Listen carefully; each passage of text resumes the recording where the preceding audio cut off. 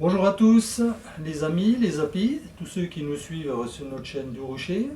D'ailleurs à ce sujet, pensez à mettre un petit pouce et à vous abonner pour pouvoir suivre nos vidéos. Donc aujourd'hui c'est un atelier fabrication d'une ruchette en polystyrène extrudé. Alors qu'est-ce qu'il va nous falloir comme outil pour fabriquer ces ruchettes? Soit un pistolet à colle, soit de la colle sans solvant. Moi j'ai un pistolet à colle qui chauffe de trop, ce qui fait que la colle fait fondre le polystyrène et du coup ça ne va pas pour coller. Donc j'ai abandonné le pistolet à colle. Il aurait fallu en racheter un qui chauffe à moins de 110 degrés, parce qu'au-dessus de 110 degrés le polystyrène y fond. Donc j'ai opté pour le fixe tout, ou tout fixé, c'est de l'acrylique blanc et c'est une cartouche de produit sans solvant. Ça c'est un produit à l'eau. Voilà, qui n'a aucune émanation pour les abeilles. Donc, surtout sans solvant. La différence avec la colle, le pistolet à colle, c'est que le pistolet à colle colle tout de suite. Ça met 48 heures pour sécher. Mais on peut très bien le monter. Les éléments ne bougent pas, ça va très bien. Hein. D'ailleurs, je vous montrerai au fur et à mesure qu'on va faire cet atelier. Il vous faut un cutter, des lames neuves. Très important, les lames neuves pour couper le polystyrène, sinon on arrache plutôt que de couper. Il vous faut 1 mètre et il vous faut 2 baguettes bien plates pour couper. Et je vais vous montrer comment couper les angles bien à 90 degrés. Ici j'ai dessiné à main levée 4 plans. Le plan du toit, le plan du corps, le plan du dessous et le plan du nourrisseur. Parce que j'ai fait aussi un nourrisseur pour la ruchette. Alors bien sûr, pour faire des ruchettes en polystyrène extrudé, il faut du polystyrène extrudé. Donc vous pouvez acheter ces plaques chez tout marchand de matériaux. Hein. Polystyrène extrudé, 60 de large par 120 de long et par 3 cm d'épaisseur. Une fois que vous avez ces plaques, évidemment quand vous allez couper vos ruchettes, vous allez avoir pas mal de petits morceaux. Que vous ne jetterez pas parce qu'ils vont vous servir. Je vais vous montrer à quoi ils vont servir. Donc maintenant, pour une ruchette, il faut 2 plaques de polystyrène extrudé. Moi j'ai fait 8 ruchettes. Je vais faire la 8e avec vous. Pour les 7 premières, il m'a fallu 14 plaques. Et là j'en ai racheté une parce qu'il m'en manquait un petit peu. 15 plaques. Donc le défi, essayez de mieux positionner vos affaires sur les plaques. Pour faire que 14 plaques, vous aurez gagné 4,50 € la plaque. Alors voilà le résultat. Donc je vous montre un toit que vous allez pouvoir faire avec les restants de plaques. Je vous expliquerai en coupant. Le nourrisseur, donc comme un nourrisseur classique, mettez le sucre ici. Il passe sous cette barrette là, il vient buter sur celle-là, les abeilles montent ici, mangent, et quand il n'y a plus rien, elles peuvent aller lécher ce qu'il y a dans le nourrisseur. C'est un nourrisseur classique en bois, hein, ce que je préfère. Et la ruchette, avec ses 2 pieds, son grillage, parce qu'elles sont aérées bien sûr. Alors attention, quand vous achetez dans le commerce des ruchettes en polystyrène, elles ne sont pas toutes aérées. Hein. Et puis, une petite subtilité pour le support des cadres que je vais vous montrer en détaillant les pièces qu'il faut pour la ruchette.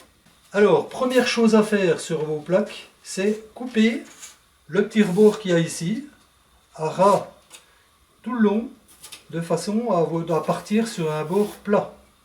De ce côté-là, mais également de ce côté-là. Alors, je vais le faire. Je ne sais pas si vous me voyez bien. Donc, vous mettez en appui sur le bord de la plaque, légèrement en biais pour couper.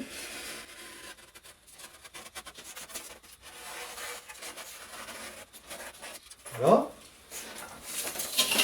Et la deuxième, ici. Voilà. Vous partez sur un bord plat et un bord plat d'équerre. Donc une fois qu'on a coupé les petits rebords sur la plaque, on garde pour l'instant l'échancrure qu'il y a ici. Pas la peine de l'enlever, je vais vous expliquer pourquoi. Parce que dans cette plaque-là, je vais couper les morceaux qui font 510. Donc à vous de regrouper en fonction des tailles sur les plaques pour faire le moins de découpes possible. Là, je vous laisse agir. Donc vous voyez, une plaque, ça fait 60, à peine plus. Hein. Et donc moi, je vais faire un morceau qui fait 51. Ici. Donc je fais un petit repère avec ma lame. Je vais faire le même en face. Et vous voyez qu'il reste ici 9 cm. C'est ce que je vous disais tout à l'heure. On va couper une bande sur toute la longueur de la plaque qui va faire 9 cm. Et ces parties-là vont nous servir pour faire les toits des ruches. Comme ça, on ne perd rien sur cette plaque. Donc 90, 90. Ou 51, 51. Voilà. Et maintenant, je vais vous montrer comment bien couper d'équerre par rapport à la face ici. Parce que c'est un souci, si vous coupez trop en biais, vous aurez du mal pour coller vos morceaux sur le plancher ou sur le nourrisseur. Donc là, j'ai positionné ma plaque pour qu'elle dépasse de mon support en dessous, de façon à pouvoir couper sans buter sur le support en dessous. Je me suis positionné avec mon morceau de bois que je vous ai montré tout à l'heure, qui est bien droit. Il faut que la référence soit bien droite, sinon ça ne marchera pas bien. Je me suis mis à mes deux repères à 51 cm. Et ici, je m'appuie avec les deux doigts, j'appuie ma lame sur le bout de bois. Alors je vais essayer de faire ça comme il faut. Je revérifie.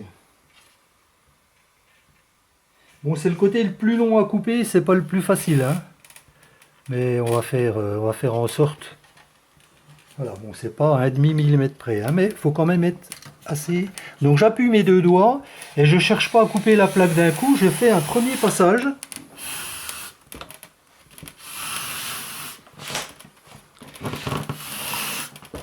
Le fait de faire ça, vous laissez votre lame bien d'équerre par rapport à la surface de la pièce, de la plaque, pardon. Le deuxième, vous appuyez un petit peu plus, en restant toujours bien à plat sur votre bout de bois. Donc c'est important d'avoir un bout de bois qui soit droit et d'équerre. Voilà. Et normalement, la dernière passe. Voilà, restez toujours bien appuyé sur votre bout de bois.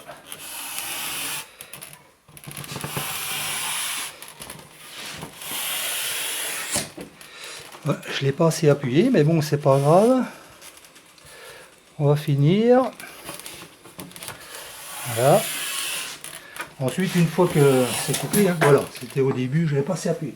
Donc, je récupère mon petit morceau qui fait 9 cm et qui va me servir pour faire le côté du toit.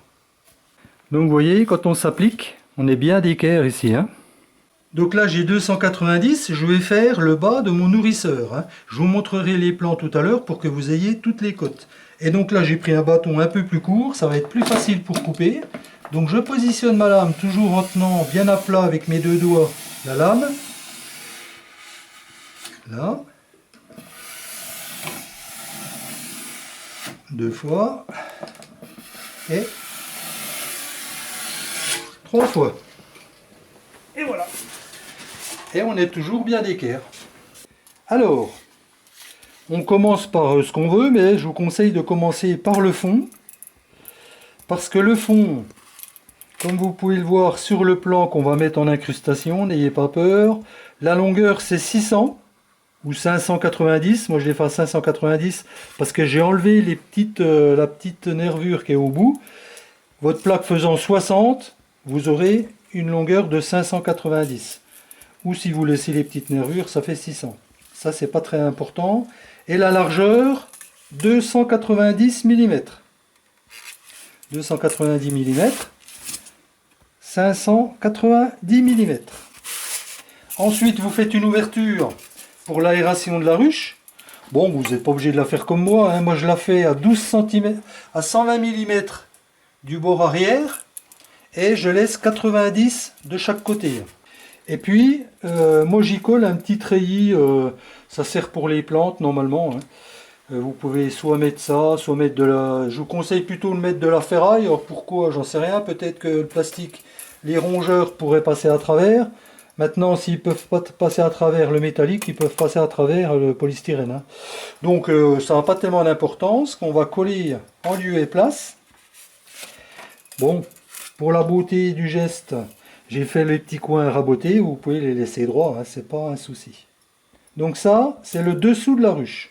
Il y a également les pieds qu'il faut mettre sur le dessous de la ruche, donc 2 pieds. Comme vous pouvez le voir sur le dessin, les pieds, on va les mettre à 70 de l'arrière. On met le pied qui fait environ 3 cm de large, hein, c'est l'épaisseur de la plaque, vous pouvez mettre plus, et environ 320 entre les deux pieds. Voilà. Je me base sur une ruchette en bois, hein, pour vous donner les dimensions. Voilà, c'est ça. Alors, les pieds, comme je vous ai dit tout à l'heure, il nous reste un paquet de chutes. Donc on va taper dans les chutes pour faire des pieds qui font 290 de long, on va dire par 30. Et puis la hauteur, vous mettez ce que vous voulez, hein. Moi j'ai mis X, on peut faire 30 par 30 par 290, ça va très bien. Si vous avez des chutes de 40, faites par 40. Ça c'est à vous d'adapter en fonction des besoins. Pour le corps de ruche, j'ai découpé mes deux côtés qui font 510 de long par 330 de haut. Et ici vous avez la partie arrière et la partie avant. Alors, petite subtilité que moi j'ai fait, que vous n'êtes pas obligé de faire si vous n'avez pas ce qu'il faut comme matériel, hein. Si vous n'avez pas, moi j'ai pris un morceau de bois qui faisait 30 par 30. J'ai découpé un L pour venir reposer mes dessus de cadre ici et j'ai fixé dessus la crémaillère pour poser mes cadres. Donc c'est une 6 cadres. Maintenant on peut faire beaucoup plus simple en faisant tout en polystyrène. On fait 330 de haut, comme je vous expliquais, et puis vous faites une découpe au cutter, hein, 2 cm de hauteur, 1 cm de largeur. Voilà, moi j'ai préféré faire ça, pourquoi? Parce que les abeilles propolisent quand même beaucoup le dessus des cadres, et je me suis dit pour nettoyer, pour décoller, ça sera peut-être quand même plus pratique. Bon, on verra l'usure, hein. Au départ, je voulais même pas mettre de crémaillère, et je voulais juste faire ça en polystyrène. Puis bon, j'ai eu l'occasion de le faire, j'ai des machines à bois. J'avais des morceaux de bois, donc je l'ai fait. Vous n'êtes pas obligé de le faire. Ça, c'est la partie avant de la ruche. La partie de l'arrière, ben, c'est la même chose, 30 par 30, avec la découpe de 20 mm, 10 mm. Et ici, les séparateurs. Alors pareil, hein, vous n'êtes pas obligé de mettre des séparateurs. Quand vos abeilles auront propolisé le dessus des cadres, en général, ils ne bougent pas, hein. Mais on ne sait jamais, si vous voulez faire du transport ou quoi. Moi j'en ai quand même mis, j'en avais donc je les ai mis. Ça vaut 50 centimes un séparateur et ça vaut 50 centimes une crémaillère. Donc si vous avez une scie, une lame de scie, quelque chose, une machine à bois, c'est encore mieux. Vous pouvez faire une petite ouverture ici, de façon à y glisser le séparateur. Bon, le séparateur, moi il est descendu, j'ai dû appuyer quelque chose dessus pendant que ça séchait. Normalement ils sont horizontaux, mais enfin ça ne gêne pas, hein. Et vous le centrez bien, ça fait 23 de large. Ça fait 11,5, vous mettez bien la boucle du milieu, 11,5 au centre. Pourquoi? Parce que vous voyez, des fois c'est coupé plus long d'un côté que de l'autre. Donc pour ne pas, si vous vous basez là-dessus, ben, vous allez décaler vos cadres en exagérant, ils vont être de travers comme ça. Donc le nourrisseur, type nourrisseur en bois, parce que j'aime bien ces nourrisseurs. Ceux qui vous vendent des ruchettes en polystyrène, il y a un trou au milieu, et vous êtes obligé de remettre une gamelle par-dessus en plastique, donc ça fait encore des frais supplémentaires. Moi je l'ai fait style nourrisseur en bois, et vous voyez les petites découpes comme ça, vous pouvez les faire dans vos chutes aussi, hein. Voilà, donc il vous faut bien sûr la base du nourrisseur 510 par 290, et vous faites surtout l'ouverture ici à 30 du bord de chaque côté. 30, c'est l'épaisseur de ça. Et puis la largeur de votre fente, 20 mm, 2 cm. Donc vous coupez deux bouts de 510 par 40 de haut. Moi je ne les ai pas fait trop haut, hein, volontairement, pour que le toit puisse bien couvrir tout, pas que ça s'envole. Ensuite, vous faites deux morceaux de 230 par 40 pour les bouts. Et ensuite, vous faites un morceau de 30 par 30. C'est ce qui va nous servir, je vous montrerai tout à l'heure en collant, pour pas que les abeilles puissent aller dans le sirop. Le sirop passera par-dessous. Et puis ici, un que vous coupez en 30 par 25 et vous lui faites un petit bon, vous n'êtes pas obligé, hein. Moi j'ai fait une petite pente pour que les abeilles montent, elles viennent ici, se servent en sirop et redescendent. Voilà. C'est pas facile à couper, vous voyez, ma lame coupait plus très bien, vous voyez ce qui se passe quand ça coupe plus très bien. Bon, ça ne gêne pas pour que les abeilles montent, hein. Au contraire, elles pourront mieux s'accrocher. Alors le plus facile, c'est le toit. On coupe des morceaux de 580 de long par 355 de large. Et on coupe deux morceaux dans les chutes que je vous expliquais tout à l'heure, qui font 90, à peine plus de 90, hein, mais c'est très bien. Avec les chutes de vos plaques, vous faites deux morceaux de 580 de long et deux morceaux de 295 de long. Et puis ça nous fait notre toit. Alors, là je vais coller au pistolet à colle, qui vient à peine de chauffer, donc il n'est pas trop chaud, et je me mets dessus. J'aurais pu le faire en dessous. Évidemment, je vais manquer le bâtonnet de colle. Il est où? Il est là. Et je vous disais que si c'est trop chaud, le problème.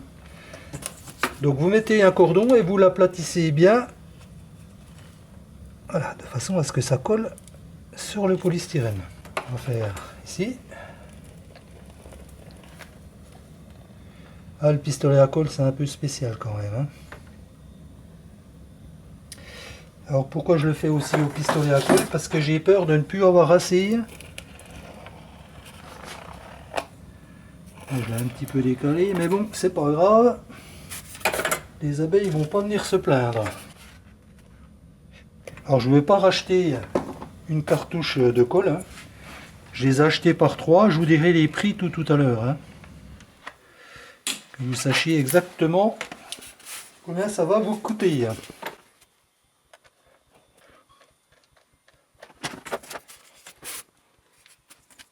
Voilà, et ça tient, hein, n'ayez pas peur. Ça tient très bien. Là, ça s'est un peu relevé. Voilà. Bon, vous voyez, le problème du pistolet à colle, ça fait des bourrelets, ça fait des trucs. Je préfère mettre du tout fixé. Assurez-vous quand même que votre plaque inférieure soit quand même bien d'équerre, hein, pour pas que votre ruchette soit à travers. Moi, j'ai vérifié, c'est bon. Donc là, ben, j'y mets ma fameuse colle, à peu près à 5 mm du bord, hein, faut pas trembler. Qu'est-ce qu'on peut? On retourne, toc, du coup ici, et on repart. J'essaye d'économiser parce que j'espère avoir assez. Je prends ma plaque, je mets mes doigts au bout pour être bien, je mets mes mains ici, j'appuie un petit peu en, vous voyez, en remuant comme ça pour bien étaler la colle. Voilà. Et on a le temps de la replacer si ça a bougé, hein. C'est ça qui est assez génial. Hop. S'il y a un petit excédent, vous le lissez. Ça ne peut être que bien pour l'étanchéité. Maintenant, je ne me fais pas de soucis, mes abeilles, s'il y a un courant d'air, elles vont vite le boucher à la propolis. Voilà, donc, premier côté mis. Maintenant, on va mettre l'arrière, ou l'avant, de toute façon, on va mettre les deux, hein. Donc l'arrière, ici, je vais donc mettre de la colle ici et là.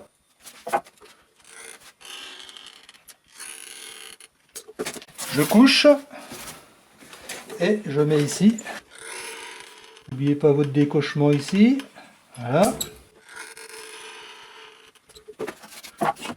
Et donc, je colle par d'ici et je viens le plaquer ici, vous voyez. Ce qu'il y a de bien avec cette colle, c'est qu'on peut faire attention. Je suis en train de décoller celle du bas. Voilà.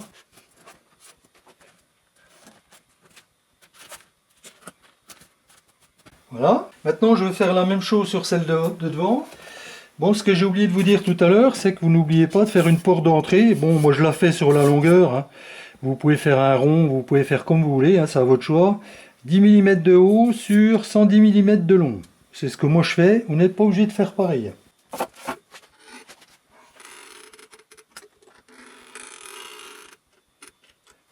Voilà. là. Je fais tomber mes pièges à frelons. Il va falloir piéger les fondatrices, hein. C'est la période. Alors ici, on met pas de la colle tout le long, hein. On fait bien le petit rectangle qui va bien. Et ici, j'aurais dû tracer l'équerrage. Bon, après, à l'œil ma tante. Voilà.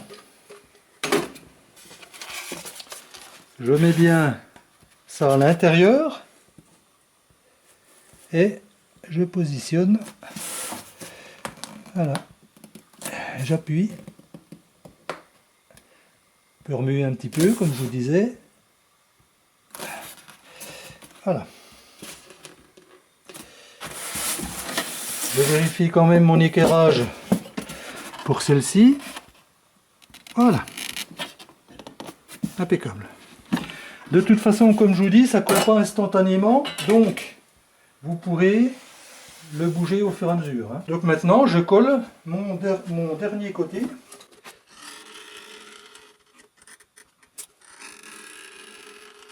Hop. Je couche ma ruchette. Je vais la tourner, c'est plus facile pour moi. Je mets bien les doigts dedans, voilà. Bon, je vous préviens tout de suite, hein, quand la première qu'on fait, là c'est la 8e, donc j'ai un petit peu plus l'habitude. La première qu'on fait, des fois on se plante, mais ma foi, il n'y a que celui qui fait rien, qui casse rien, comme disait ma grand-mère.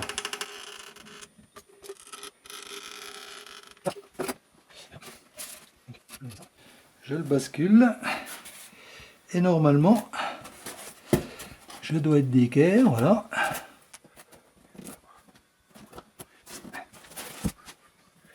Voilà, appuie bien, sans trop forcer non plus pour ne pas écraser le polystyrène.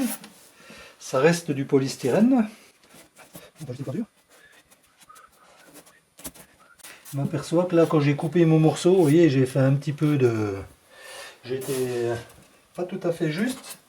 C'est pas grave, vous comblerez avec de la colle. Alors, si pour les puristes, vous pouvez remettre un petit cordon ici, hein, tout autour pour faire l'étanchéité. Moi pour l'instant je le fais pas, je verrai à la fin s'il m'en reste parce que je vous dis j'ai peur de pas avoir assez. Et là j'ai coupé mais pas d'équerre. Et maintenant je laisse sécher, j'y touche plus pendant 48 heures. Donc voilà, j'ai collé le tour de mon nourrisseur, l'ouverture étant ici. Vous pouvez faire un joint d'étanchéité tout autour, hein. De toute façon avant de le mettre sur la ruche, vous le remplissez d'eau tiède, chaude. Et vous regardez voir s'il y a des fuites. S'il y a des fuites, vous refaites un joint d'étanchéité comme il faut. Donc ici, ce que je voulais vous montrer particulièrement, donc c'est le fameux petit passage pour les abeilles qui va venir se mettre ici. Donc 3 cm au lieu de, enfin 25 au lieu de 40 pour que les abeilles puissent passer au-dessus, récupérer le sucre. Donc quand vous remplissez pas jusqu'en haut, hein. Il faut surtout remplir jusqu'au haut de ça. Et ici, le 25 par 30. Pourquoi? Parce qu'on va le mettre ici. On va le coller comme ça, sur la hauteur. Donc ici, on permet le passage du sucre, du sirop, qui ressort ici. Donc les abeilles peuvent le prendre là. Et une fois qu'elles l'ont... que le niveau a complètement baissé, elles vont pouvoir passer elles aussi dessous pour récupérer les petites flaques à droite à gauche. Donc ici on laisse à peu près, allez on va dire 1 cm, 1 cm, 1 cm et demi, hein, c'est pas très important, pour que les abeilles puissent passer. Voilà, donc je vais coller sur les deux bords le dessous pour l'étanchéité, et celui-là je le colle sur le côté ici. Donc pour coller cette pièce là, je l'ai mis après, mais il faut le mettre avant. Vous mettez la longueur, vous mettez le bout là et le bout là. Et après vous mettez celui-là de façon à pouvoir mieux coller sur les côtés, hein, parce qu'il faut quand même que ce soit étanche. Là j'ai un petit peu galéré, donc pensez plutôt à le mettre avant. Par contre celui-là on le met bien en dernier, on est obligé, hein, puisqu'il vient, vous pouvez le mettre avant aussi si vous voulez, mais le problème c'est qu'il vient à ras au-dessus pour laisser passer le sucre en dessous. Donc c'est un peu plus galère pour le mettre en place avant et mettre l'autre après, mais voilà, chacun fait comme il veut, comme il peut. Et donc voilà, le nourrisseur est terminé. Je vais passer au toit. Alors voilà, j'ai collé mes 3 éléments. Ma ruche, il lui manque les pieds, parce qu'il faut quand même avoir des pieds pour que l'air puisse passer en dessous. Et bien vous prenez vos chutes, voilà, c'est par exemple celle-là, hop, je coupe la bonne longueur et je viens coller aux dimensions qu'on a vues tout à l'heure ensemble. Dans les chutes que vous avez, vous aurez toujours pour faire vos pieds, et vous pouvez même avoir pour faire les petits éléments du nourrisseur. Donc ça, ne les jetez pas, ça peut servir. Voilà, vous avez pu voir, c'est pas si compliqué que ça demande un petit peu de temps bien sûr, mais on fait de sérieuses économies. Moi cette année, je veux augmenter mon cheptel, faire des essaims. J'ai voulu acheter des ruchettes, je me suis dit j'achète des ruchettes en bois. Quand j'ai vu le prix d'une ruchette en bois, ça vaut 73 €. Le corps, le nourrisseur, le toit. 73 €. Bon, j'aurais pu acheter des ruches en polystyrène. Une ruche en polystyrène, alors j'ai noté les prix. La ruche, si vous voulez mettre des crémaillères comme moi, plus le nourrisseur, il y en a pour 44 €. 44 € pour avoir ça. Et le toit, tout ça, c'est pas pareil. Vous savez que c'est simplement un petit couvercle dessus, avec des petits crans, que les abeilles finissent par coller. Enfin, c'est un peu galère. Donc, moi, je préfère ça. Et combien ça me coûte? Pour une ruche, il m'a fallu 2 plaques. 2 plaques de polystyrène extrudé. Il m'a fallu une cartouche pour coller, plus les petits accessoires métalliques que je vous ai dit, vous n'êtes pas obligé de mettre si vous voulez faire quelque chose qui ne va pas durer dans le temps, juste pour dépanner et faire des essaims, vous n'êtes pas obligé de mettre tout ce que j'ai mis. Et bien sûr le grillage qui va au fond. Donc si on compte les 2 crémaillères, moi je compte ce que ça m'a coûté, ce que j'ai là. 2 crémaillères, 1 €, une bande intercadre, 50 centimes, ça fait 1,50 €. Du grillage galvanisé, si vous achetez un morceau de 50 cm par 1 mètre, vous pouvez faire vos 8 ruches, ça vaut 8 €, donc 1 € par ruche. Le polystyrène extrudé, j'en ai acheté 15 plaques, j'en ai eu pour 67,50 €. Donc, divisé par 8 ruches, ça me fait 8,45 € par ruche. Et la colle, sans solvant, je le rappelle, j'avais 3 cartouches pour 12,90 €, soit 1,62 € par ruche. Ce qui me fait un total de 12,57 € par ruche polystyrène pour le corps, pour le nourrisseur, pour le toit. Si vous ne mettez pas les petites quincailleries comme moi, vous ne mettez pas ce morceau de bois, bon le bois je ne le compte pas, j'ai des chutes de bois, je l'ai coupé à la machine à bois. Ça, si on ne compte pas les 1,50 € d'accessoires, ça vous fait 11 € la ruche. Difficile de faire moins cher. 11 € la ruche et au moins on a la satisfaction de l'avoir fait soi-même, d'avoir fait quelque chose avec ses mains. Donc 8 ruches à 11 € pièce, ça fait 88 €. Une ruche achetée 44 €. Donc pour 2 ruches achetées, moi j'en ai 8 faites par moi-même. Voilà les amis, les chiffres que je pouvais vous donner. Alors après évidemment si vous achetez en grande quantité, vous aurez des prix. Mais n'oubliez pas, vous avez aussi des frais de transport. Donc là, il n'y a pas de frais de transport à part l'essence pour aller chercher le matériel et le retour. Voilà, je vous donne rendez-vous pour un prochain tuto. Je pense que le prochain tuto, ce sera faire des partitions chaudes. Donc c'est assez rapide. Et je vous expliquerai pourquoi on les appelle chaudes et comment il faut qu'elles soient pour que ce soit vraiment des partitions chaudes. Je vous dis à bientôt sur le terrain avec les abeilles.